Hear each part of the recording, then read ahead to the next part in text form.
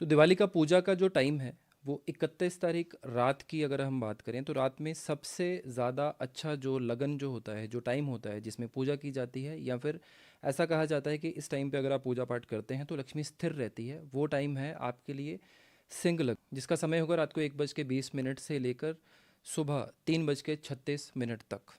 इस टाइम पे की हुई पूजा में ऐसा कहा जाता है कि लक्ष्मी स्थिर रहती है। कोई भी अगर आपको लक्ष्मी माता के अगर आपको जाप करने हैं या कोई भी ऐसी आपको पूजा करनी है, कोई स्पेशल अगर आपको धन प्राप्ति के अगर कोई भी ऐसे मंत्र जाप करने हैं, तो इस टाइम पर किए हुए उपाय, इस टाइम पे किए हुए मंत्र जाप आपको बहुत ज़्यादा फल देने वाले हैं। जितने भी लोगों को बिज़नेस की पूजा करनी है, अपने कामकाज की पूजा करनी है, या फिर आपको अपने ऑफिस की पूजा करनी है, वो लोग शाम को 5:30 से लेकर 6:15 तक अपने ऑफिस की नेक्स्ट डे पूजा कर सकते हैं।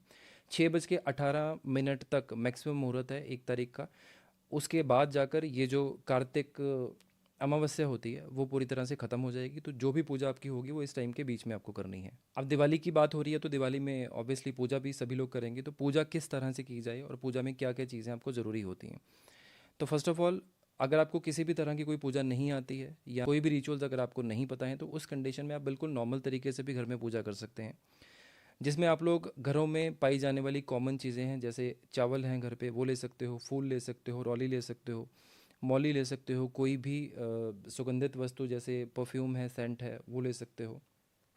इसके अलावा एक चौकी चाहिए, एक आपको गणेश जी की, लक्ष्मी जी की मूर्ति चाहिए। लक्ष्मी जी की मूर्ति जो है या फ़ोटो जो है उसमें वो बैठे होने चाहिए। इसके अलावा कपूर ले सकते हो, सुपारी ले सकते हो, हल्दी ले सकते हो, नारियल ले सकते हो, गंगा जल ले सकते हो, कमल गट्टे के 21 बीज ले सकते हो, और जोत आपको इसके लिए चाहिए होगा। ठीक है, तो ये सब चीज़ें आप लीजिए। और एक मिट्टी का दीपक 4 मुंह वाला ज़रूर लीजिए, जो इस पूजा में बहुत ज़्यादा ज़रूरी होता है, दिवाली की पूजा में। क्योंकि दिवाली पर ऐसा कहा जाता है कि आपके सभी रास्ते ये रात खोल सकती है, क्योंकि ये पूरे साल की सबसे बड़ी अमावस्या होती है।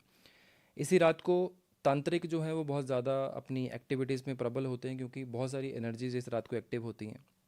सूर्य भी इस टाइम पर ग्रहण दोष में होते हैं, सूर्य भी इस टाइम पे अपनी नीच राशि में होते हैं। तो बहुत सारी चीज़ें होती हैं इस रात के साथ जुड़ी हुई।